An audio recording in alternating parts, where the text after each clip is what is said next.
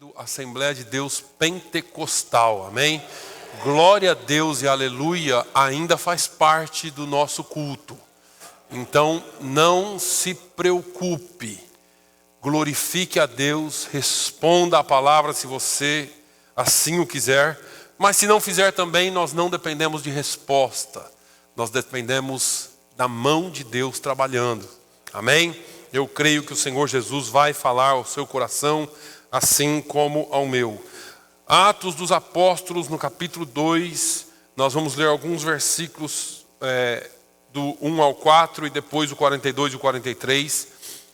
Diz assim a palavra do Senhor: cumprindo-se o dia de Pentecostes, estavam todos reunidos no mesmo lugar. E de repente veio do céu um som, como de um vento veemente e impetuoso, e encheu toda a casa em que estavam assentados. E foram vistas por eles línguas repartidas como que de fogo, as quais pousaram sobre cada um deles. E todos foram cheios do Espírito Santo e começaram a falar em outras línguas, conforme o Espírito Santo lhes concedia que falassem. Versículos 42 e 43. E perseveravam na doutrina dos apóstolos, e na comunhão, e no partir do pão, e nas orações. Em cada alma havia temor, e muitas maravilhas e sinais se faziam pelos apóstolos. Eu não tenho a pretensão de pregar tudo isso hoje. Eu só quero aqui relembrar algumas coisas que nós já começamos falando. Eu gostaria de falar um pouquinho e continuar falando um pouquinho sobre as marcas do verdadeiro avivamento. Nós conhecemos muito bem o texto de Atos capítulo 2. Depois que Jesus ressuscitou, ele fala com os discípulos, sopra o Espírito Santo sobre eles para salvação. Que isso fique bem claro, porque eu não creio na doutrina neopentecostal da transferência de unção. Eu não tenho poder de transferir unção sobre ninguém. Quem tem esse poder é Deus. Ele coloca sobre você unção. A Bíblia diz, nos textos mais usados para dar base a essa doutrina, que quando Moisés se cansou, Deus disse que tiraria dele e colocaria em 70, mas não falou que Moisés faria isso. Quando Jesus sopra sobre os discípulos o Espírito Santo, Jesus não estava os revestindo de poder, porque se assim fora, não precisaria de Atos 2, né? Já estariam revestidos. Jesus estava soprando salvação sobre eles, porque ele já havia morrido, já havia ressuscitado, e agora sim eles tinham acesso à salvação. E aí Jesus diz para os discípulos: ficai em Jerusalém, até que do alto sejais revestidos do poder de Deus. Em Atos 1, Jesus caminhando com os discípulos, começa uma conversa com eles e eles perguntam: Senhor, quando se darão essas coisas? E quando o Senhor remirá Israel? A ideia deles era: bom, o Senhor Jesus morreu, agora ele ressuscitou, então agora vai se cumprir aquilo que ele havia dito. Ele toma o governo de Roma e nós vamos ser um povo livre. A cabeça deles ainda era uma cabeça política, terrena. E assim é com todo crente que só recebeu a salvação, mas ainda não teve uma experiência concreta com o Espírito Santo, um revestimento. E Jesus fala para eles no capítulo de número 8, 7, 8, ele diz: olha, tempos e estações, ou seja, épocas, quando vai ser, como vai ser, não importa para vocês, não lhes é dado conhecer, porque o Pai já predestinou na sua ciência ou na sua presciência, mas recebereis poder, virtude do céu, ao descer sobre vós o Espírito Santo, e ser-me-eis testemunhas, aqui em Jerusalém, na Judéia, na Samaria e até os confins da terra. Essa foi a palavra de Jesus. E os discípulos não entenderam muito bem, mas Jesus tinha dito: olha, eu vou subir, e quando eu subir vocês ficam em Jerusalém. Já falei aqui várias vezes, eles ficaram em Jerusalém. Crente, quando se reúne, não se reúne para fofocar, não se reúne para falar mal dos outros, ou para fazer negócios apenas. Não, nós nos reunimos, e deveria ser assim pelo menos, para orar, para buscar a presença de Deus. Irmão, eu já tiro essa lição para nós, para te dar um conselho hoje. Se você visitar um irmão seu, uma irmã sua, é claro que nós temos que ter um tempo de comunhão. Hoje é aniversário do André, depois você dá os parabéns para ele. Nós vamos orar por você no final, André. Mas nós vamos lá, a gente faz churrasco. Estou dando indireta para o André. A gente faz churrasco tal, e brinca tudo. Mas muito bom é que nós voltássemos talvez aos velhos costumes, de chegarmos na casa de alguém, darmos a paz do Senhor, paz seja convosco, e orarmos ao Senhor. São nessas horas que o Senhor Jesus visita. E quando Ele visita, irmão, você entende então por que você foi ali. Às vezes você vai ali pensando que vai ajudar alguém, mas sai dali cheio do Espírito Santo. Ou então vai ali porque Deus te levou para trazer uma palavra de esperança para aquela pessoa. E nós deveríamos fazer mais isso, ao invés de só conversarmos e jogarmos conversa fora. Mas vamos além. Eles se reúnem para orar. A Bíblia diz que eles estavam no cenáculo, era um pórtico que tem lá até hoje, chamado Pórtico de Salomão. Eles se reúnem ali, nas nossas traduções está escrito cenáculo. Eu nunca entendi esse negócio de cenáculo. Eu sei que é o Pórtico de Salomão. E eles começaram a orar. E oraram, e oraram, e oraram. Sabe aquela oração que vai. E fica aquele negócio que... meu Deus, mas parece que o Senhor não está nem ouvindo, né? E oraram por meia hora, irmãos. E já estava cansado, não foi? Foi 1 hora, 2 horas, 3 horas, 10 horas. 1 dia. 2 dias. 5 dias. Eu não sei como foi esse negócio, porque o que me encanta nessa palavra é a obediência desses homens e mulheres. Porque Paulo fala aos Tessalonicenses para orar sem cessar. É uma ordem bíblica. E nós temos dificuldade com isso. Jesus disse: orai e vigiai, para que não entreis em tentações. Nós temos dificuldade com isso. Mas aqueles discípulos, eles tinham uma certeza tão grande que ia acontecer alguma coisa. Deixa eu falar para você aqui, ouve aqui. Todos vocês ouvem, adolescentes, deixa o batom de lado agora, presta atenção. Se a gente obedecer, e se a gente buscar ao Senhor de verdade, Ele vai visitar esta igreja em o nome de Jesus. Não, eu não estou falando que Ele não está aqui. Eu estou falando de uma visitação diferente. No 10º dia, eles talvez não sabiam o que era esse negócio de ser revestido. Mas no 10º dia eles estavam ali talvez dizendo, talvez até meio cansados já, né? Não sei se de pé, não sei se ajoelhado, não sei se sentado, se deitado. Eles estavam ali já cansados. E eles começam a ouvir um barulho. E vem aquele barulho aumentando e aumentando, um som, um barulho de um vento forte e impetuoso. E talvez eles tenham ficado preocupados, porque o app do iPhone não tinha dado que ia ter ventania aquele dia. Mas eles devem ter ficado preocupados, ventania, ventania. De repente, alguém abriu o olho. Irmão André, em cima da sua cabeça tem uma chama de fogo. Na sua também, na sua também. E eles começaram a glorificar a Deus. E o Espírito Santo baixou naquele lugar, caiu naquele lugar. Aí o negócio ficou mais estranho ainda, porque eles estavam glorificando a Deus. Mas começou a chegar gente, porque o barulho foi muito grande. E eles começaram a glorificar, e tinha lá um japonês. Vou só fazer você entender melhor aqui. E o japonês olhava para o pastor Claudevan e falava assim: ele está glorificando em japonês. O outro olhava para o outro e falava: ele está glorificando em árabe.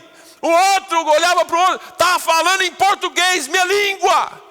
E cada um daqueles judeus piedosos que estavam lá, porque era a festa de Pentecostes, começaram a ouvir em suas próprias línguas, em seus próprios idiomas, aqueles homens e mulheres glorificando o nome de Jesus. O Espírito Santo fez com que eles entendessem. Aí eles foram cheios de fogo, cheios de poder. A gente já conhece o que acontece logo em seguida.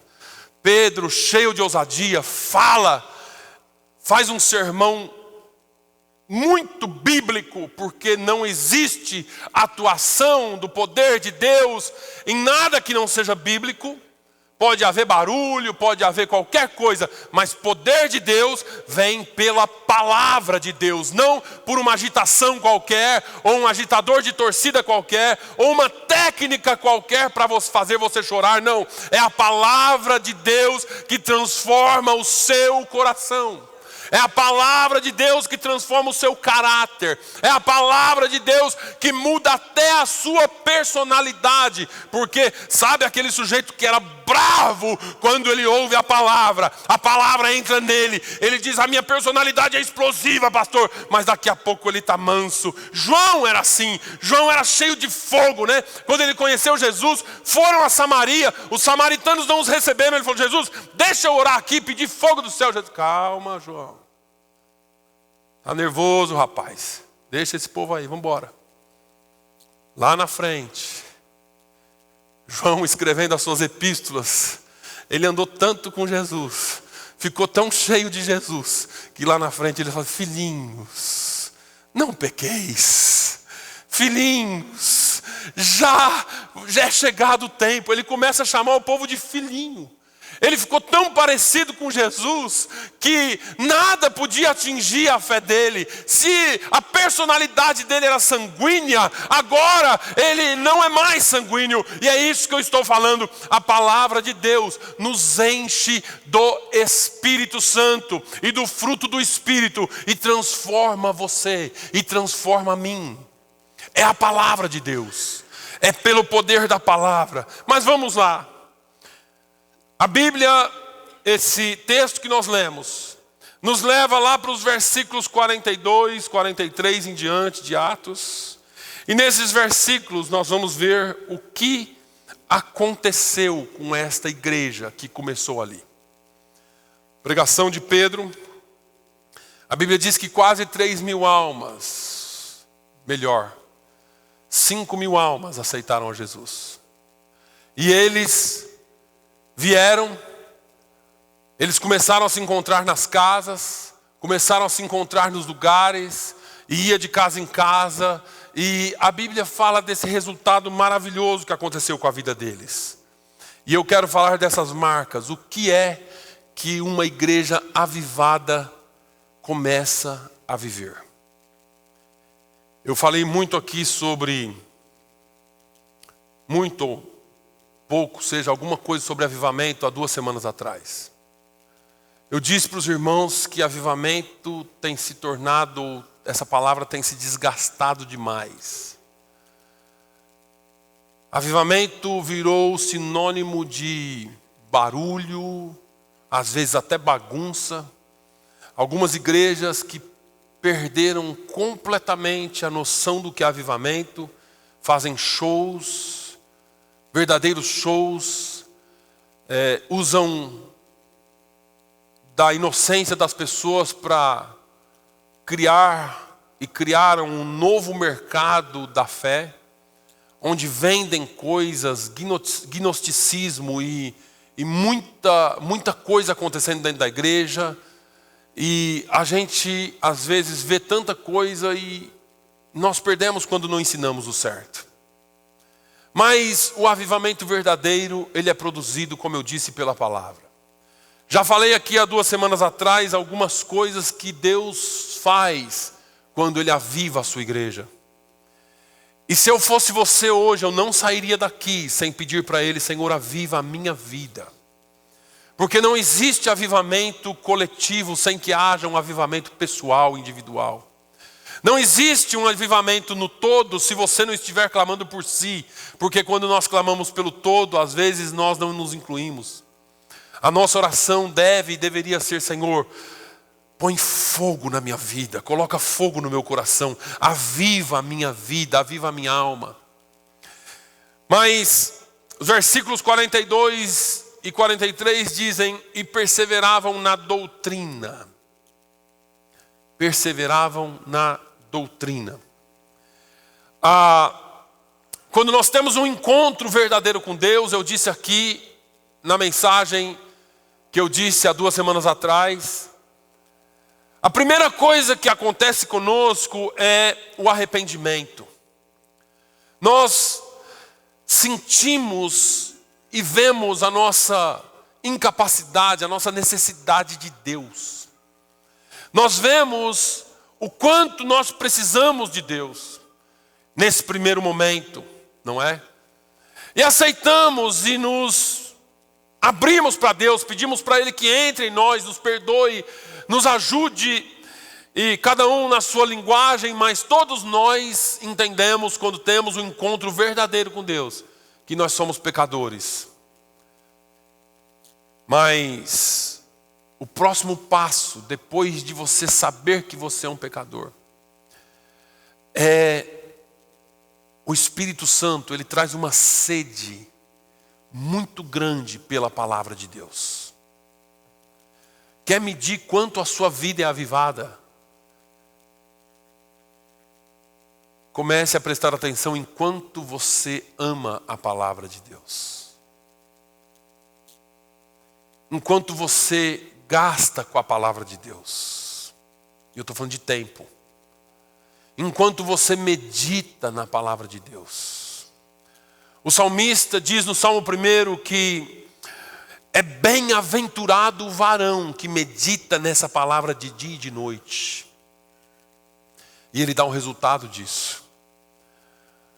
A Josué, no capítulo 1, Deus fala: Josué, ser forte, ser corajoso. Nós gostamos disso. Ele fala: nunca se aparte da tua boca o livro desta lei, e medita nele de dia e de noite, para que te vá bem. Quer caminhar nesta terra bem? Quer ser bem sucedido? Peça a Deus para avivar a sua vida, porque Ele vai te dar sede pela palavra. Sede pela palavra.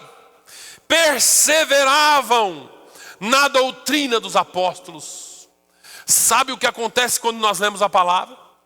Nós somos blindados por ela. O grande problema hoje é que nós ouvimos palavras e palavras. Estão aí os canais de YouTube e outros aplicativos que você ouve um monte de coisa. E você vai engolindo qualquer coisa. E Jesus continua dizendo: errais por não conhecer as Escrituras e nem o poder de Deus. Deus, através do profeta Oséias, diz: o meu povo está sendo destruído porque lhe falta o conhecimento. Parece que não mudou. Comemos comida estragada quando não conhecemos a boa. Quando você conhece o leite bom e você coloca o leite azedo no copo, até a aparência é diferente. O leite talha ou coalha, o cheiro fica forte. Já pegou aquela comida de um dia para o outro e você põe no prato e estragou. A aparência está bonita, mas o cheiro não está bom. Só que quem não conhece, acha que faz parte do gosto. e você começa a comer qualquer coisa e vai se intoxicando. Deixa o Espírito Santo falar com você nessa manhã. Abra a palavra, tira a face do Facebook, não é? E coloque o Face no book e comece a aprender mais sobre essa palavra. Comece a olhar mais e a observar mais a palavra de Deus. Abra a Bíblia e seja cheio pela doutrina, pela sã doutrina, porque é isso que vai te sustentar de pé. Você meditar nessa palavra de dia e de noite. Você comer essa palavra de dia e de noite. Eu não tenho tempo, mas se a gente passeasse um pouquinho no Salmo 119, essa palavra te livra de pecar. Escondi a tua palavra no meu coração para não pecar contra ti. Essa palavra é luz, lâmpada para os meus pés, é a tua palavra e luz para os meus caminhos. Eu não vou entrar em qualquer lugar, eu não vou cair em qualquer buraco, em qualquer armadilha, porque a tua palavra é luz para os meus pés, é lâmpada para os meus caminhos. Essa palavra é espada. Ela diz, Paulo fala que ela é mais penetrante que espada alguma de 2 gumes. E ela é apta para discernir as intenções e os pensamentos do coração. O profeta Jeremias diz que ela é martelo que esmiuça a penha. Está com o coração endurecido? Comece a ler a palavra de Deus e ele vai fazer o que Jeremias disse: tirar de você um coração de pedra e colocar um coração de carne. Esse é o poder da palavra. Mas o texto que nós lemos diz que eles perseveravam na palavra, na doutrina dos apóstolos. Não acate, não aceite qualquer doutrina. Pregadores e ensinadores de doutrinas de demônios ensinam coisas que não estão na palavra e usam a palavra para isso. Textos fora de contextos, ensinam coisas sem nenhum tipo de base bíblica e muita gente se postando de sábio, sem nunca ter aberto a palavra de Deus, só porque ouviu o pregador de YouTube. Eu me lembro, eu acho que eu já contei aqui, eu pastoreava uma igreja em Guarulhos e tinha um rapaz, um casal aceitou Jesus, um menino bom, estava no grupo de jovens, e de repente esse moço sumiu. E os 3, 4 domingos saí na igreja, eu cheguei num amigo dele e falei assim: cadê o fulano? Ele falou assim: pastor, tá com a cabeça meio virada. Eu falei: cabeça meio virada com o quê? Tem alguém que trabalha com ele, que está ensinando algumas coisas para ele lá na Bíblia, que mudou completamente a cabeça dele. Aí eu peguei o telefone dele, liguei para ele, ele falou: pastor, eu trabalho à noite, é difícil, tem um outro trabalho de dia, mas no café da manhã dá para a gente se encontrar. Então tá bom. Fui lá encontrar ele no café da manhã na casa dele. Sentei com ele e falei: o que está acontecendo? Ele falou: não, eu tenho um amigo lá no trabalho e ele é de determinada igreja. E ele pegou lá e começou a me mostrar algumas coisas, está trazendo uma dúvida enorme na minha cabeça. Eu falei: pois é. Quais são as dúvidas? E ele tinha anotado. Ele tinha lá os versículos bíblicos. E ele me falou algumas coisas usando versículos bíblicos. E eu peguei e falei: peraí, vamos um de cada vez. O que é isso aqui? O que ele falou disso aqui? Ele falou tal coisa. Eu falei: então vamos abrir lá. E é interessante que as seitas, elas usam versículos isolados. Está na Bíblia. Só que se você não lê o contexto, se você pegar algumas mensagens minhas, você vai ver algumas afirmações negativas que, se você cortar e colocar aquilo lá, vai falar assim: esse cara é louco. Mas pega o contexto.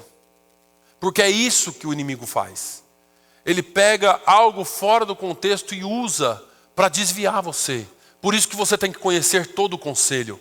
Paulo falando aos crentes e aos líderes da igreja da região de Éfeso, ele diz assim: olha, vocês sabem que eu estive aqui todo esse tempo e eu vos ensinei todo o conselho, toda a palavra. Nós não escolhemos o que vamos ouvir, nós não escolhemos o que vamos pregar, nós pregamos a palavra de Deus, dirigidos pelo Espírito Santo, e temos que fazer assim.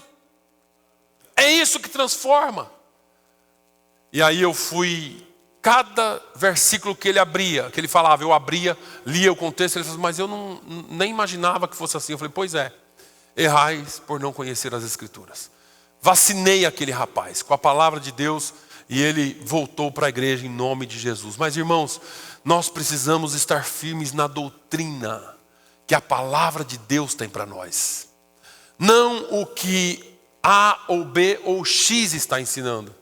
Porque isso com certeza pode bagunçar a sua mente.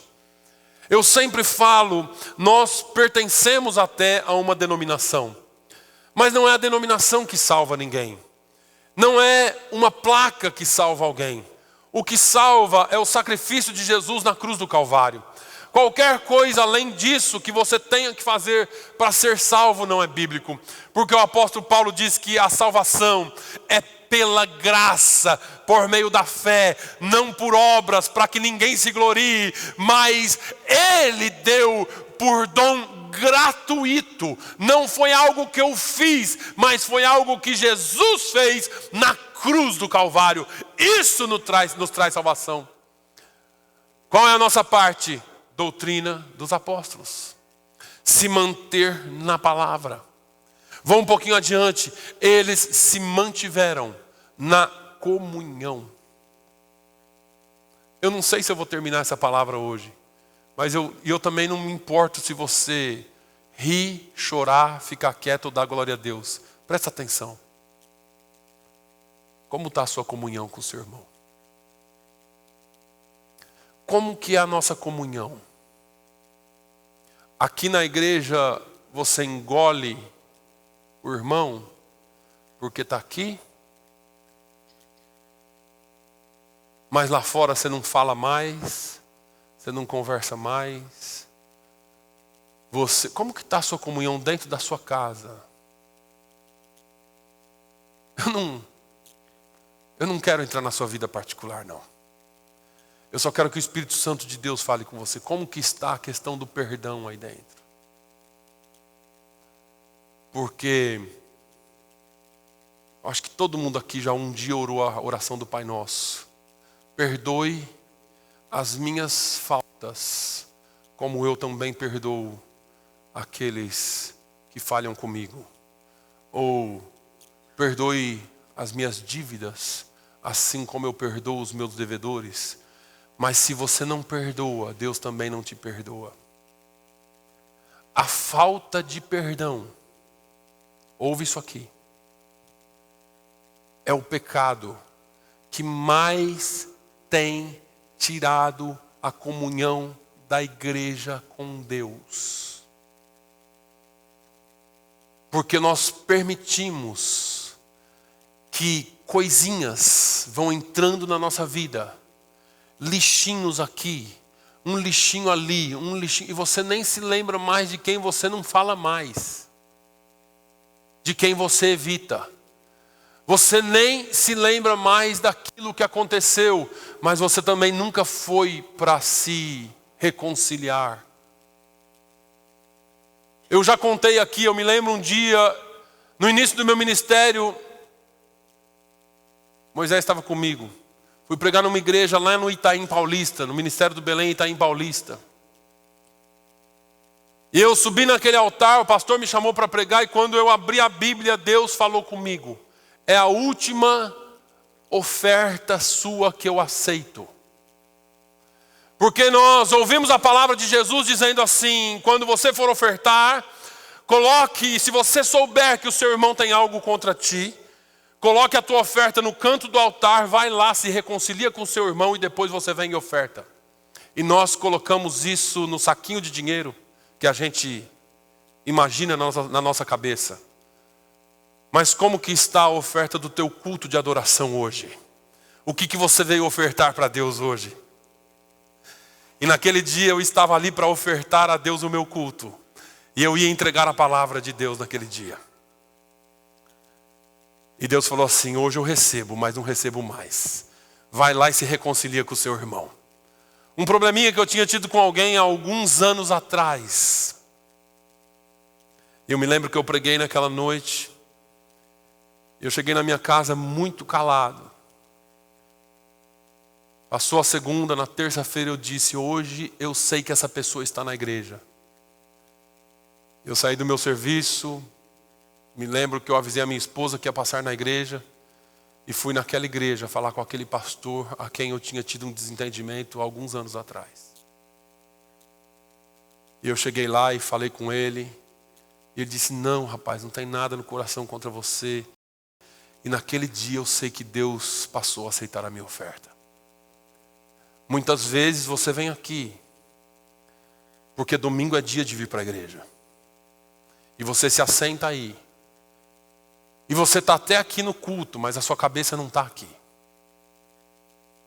Está longe. O Espírito Santo está trabalhando nos corações de algumas pessoas, mas no seu parece que está longe. Porque talvez tenha uma falta de perdão. Talvez tenha alguma coisa que Deus precise mover aí hoje. Eu vou melhorar isso. Talvez tenha alguma coisa que você precise tirar daí hoje. E liberar perdão para alguém. E dizer assim: Senhor, eu quero viver em comunhão com os meus irmãos. Olha a cruz. Existe uma comunhão vertical, sua com Deus, que não é possível se não houver comunhão horizontal sua com seus irmãos. Só dá para ter comunhão com os céus se você tiver comunhão com seus irmãos aqui na terra. Se existe falta de perdão, esse negócio é tão triste, que o perdão não atinge a quem você não perdoa, ele atinge a você que não perdoa. O perdão é um copo de veneno que você dá um gole por dia esperando que o seu irmão morra. Mas é você quem está morrendo. Eles tinham comunhão. Comunhão não fala só de perdão, mas fala de mesmo sentimento. De estar todos unidos num propósito só. Como que está o seu propósito aqui? Como que está essa carruagem aqui? É um cavalo puxando para lá, outro puxando para lá, o outro puxando para trás, outro puxando para o lado. Não vai para lugar nenhum. Precisa de comunhão. Precisa de mesmo propósito. Nós precisamos estar alinhados no mesmo sentimento. Paulo diz: de modo que haja em vós o mesmo sentimento, o mesmo propósito que houve também em Cristo Jesus, que sendo na forma de Deus, não teve por usurpação ser igual a Deus, mas achado na forma de Deus, se humilhou e se fez homem. Primeira humilhação. E na forma de homem, se humilhou de novo até a morte. E se humilhou de novo, morte de cruz, a morte mais terrível e horrenda da época. E talvez de hoje também. Mas Paulo diz assim: pelo que Deus o exaltou soberanamente. E deu a ele um nome que é sobre todo nome, para que ao nome de Jesus toda língua confesse e todo joelho se dobre. Comunhão, mesmo sentimento, mesmo pensamento. Nós vamos continuar. Mas deixa eu dizer uma coisa para você. Não saia daqui hoje sem pedir a Deus que limpe o seu coração. Pastor, o senhor não sabe o que ele me fez. O senhor não sabe o que ela me fez. Quer avivamento na sua vida? Eu vou te contar alguma coisa que alguém fez por você. Jesus morreu na cruz do Calvário por você. Você não merecia. Eu não merecia. Não fomos nós que pedimos, desce Jesus, morre aí por nós, não. O passo partiu dele. Nós somos os ofensores. Se não vier pedir perdão para mim, eu não perdoo. Se Jesus pensasse desse jeito. Mas ele desceu da sua glória, entregou a vida por você e por mim, sem você pedir, sem você nem imaginar. Mataram ele. E lá na cruz ele diz: Pai, perdoa-lhes, porque eles não sabem o que fazem. Que é um modelo de perdão, que é um modelo de comunhão. Fale com Jesus. Judas vem para traí-lo. Ele vê Judas e diz assim: amigo, a que viestes? Você acha que Jesus estava sendo irônico com Judas? Não. Jesus estava sendo verdadeiro com Judas. Jesus estava falando assim: Judas, eu sei que você vai me trair agora, mas a despeito de quem você é, não muda quem eu sou. A despeito daquilo que você veio fazer aqui, não muda o que eu vim fazer aqui. Como que está a sua vida com Deus? Como que está o seu interior? Porque nós somos tão atingidos pelas coisas externas. Pastor, meu irmão me feriu, minha irmã me feriu. Feriu porque você se feriu. Você deixou ferir. A Bíblia diz que Jesus já foi ferido pelas nossas transgressões. Jesus, ele levou o castigo de todos nós. Aliás, Isaías diz que o castigo que nos traz a paz estava sobre ele. E pelos seus ferimentos, pelas suas pisaduras, nós fomos sarados. Não deixe que as falsas doutrinas, não deixe que a falta de comunhão, a falta de perdão, tire aquilo que você tem de melhor, que é a salvação. O escritor aos Hebreus diz: não deixando que nenhuma raiz de amargura brotando em vossos corações vos prive da graça de Deus. A falta de perdão, a raiz de amargura, nos priva da salvação. Porque nós não perdoamos assim como Ele nos perdoou. Perdoe. Ame. Fale com Deus. Quem aqui quer ser cheio com o Espírito Santo? Ser cheio do Espírito Santo, fazer a diferença nessa cidade. Quem quer ser? Faz um sinal com a mão. Deixa eu ver se você quer ser mesmo. É tempo de nós nos rendermos mais. Nós queremos um avivamento nessa cidade. E eu disse aqui há poucos dias que ele chegou. Eu tenho certeza que Jesus vai encher esse lugar com a glória dele. Eu tenho certeza que você não está perdendo o seu tempo aqui. Eu tenho certeza que Jesus te trouxe aqui, como foi dito hoje, só por um motivo. Você poderia morar em cidades muito mais confortáveis, mais ricas, mais bonitas, mais calor. Porque as mulheres aqui falam: é frio demais, vamos para a Flórida, North Carolina. E não, Jesus te trouxe aqui. Ele conta com você aqui. Ele quer você aqui. Porque Ele tem uma obra para você aqui. Aquilo que está em outro lugar, Ele vai usar outro, mas Ele depende de você aqui. E eu não estou falando que Ele depende porque Ele é dependente de nós, mas é porque Ele conta com você. Ele tem um plano na sua vida para te usar aqui. Não é só ser crente para ser salvo, é ser crente para ir e alcançar outras vidas. É ser crente para multiplicar o reino. E esse avivamento, ele chegou aqui.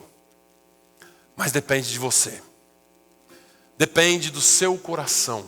Eu disse aqui no primeiro dia, avivamento não é barulho, avivamento não é esquisitice. Avivamento é um enchimento de tal forma que sim, você pode falar em línguas, profetizar, ter visões, sonhos, isso tudo é bíblico. Mas a maior evidência de avivamento é uma igreja que é testemunha verdadeira de Jesus. É uma igreja que fala com ousadia a palavra de Deus. Fique de pé, por favor.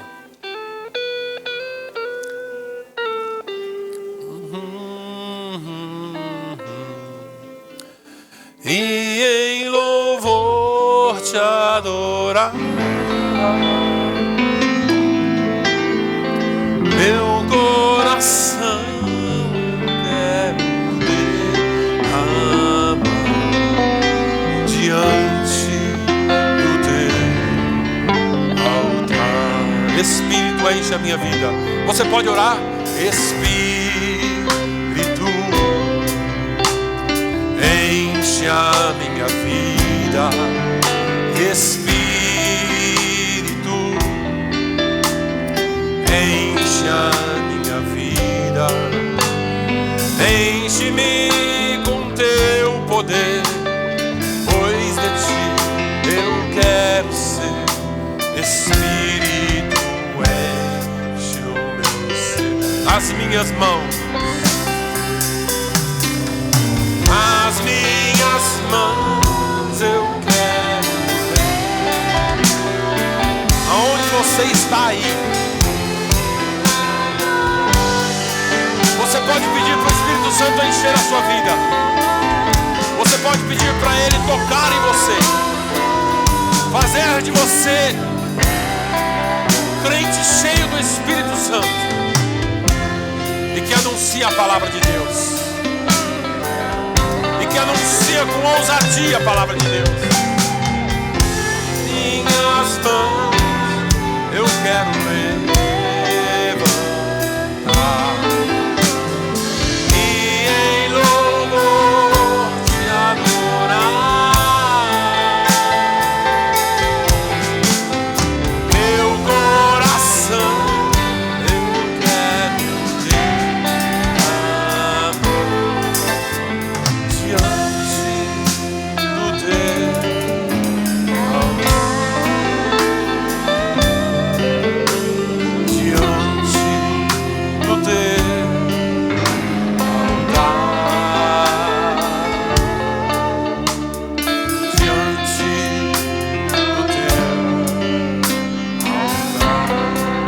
Jesus, nós estamos aqui em Tua presença.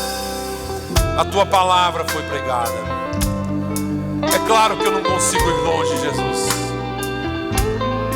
Eu sou um ser limitado, mas o Teu Espírito não é limitado. O Teu Espírito não está limitado a nenhuma das nossas limitações.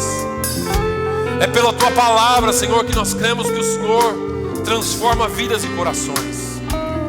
É pela Tua palavra, Senhor, que nós sabemos que o Senhor faz milagres.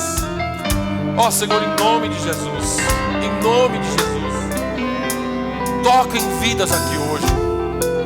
Onde o Senhor encontrar um coração quebrantado, um coração sincero, um coração que clama pela Tua presença, um coração que clama por enchimento com Teu Espírito, Senhor, encha, toca. Ó meu Deus, o Senhor pode encher essa igreja com Teu Espírito. O Senhor pode encher essa igreja individualmente, cada um, e que cada um seja uma brasa viva aqui. Oh meu Deus, perdoa, Senhor. Perdoe as nossas faltas. Perdoe aquilo que nós fazemos que nos afasta uns dos outros, da Tua comunhão e da comunhão com os irmãos. Coloque em nós o desejo, o anseio pela palavra, e que em tudo o Teu nome seja glorificado em nossas vidas. Pai, em nome de Jesus, nós queremos, ó Deus, que a Tua igreja seja testemunha, atalaia, que anuncie a palavra do Rei, em o nome do Senhor Jesus, em o nome do Senhor Jesus. Amém, amém. Meus irmãos, podemos...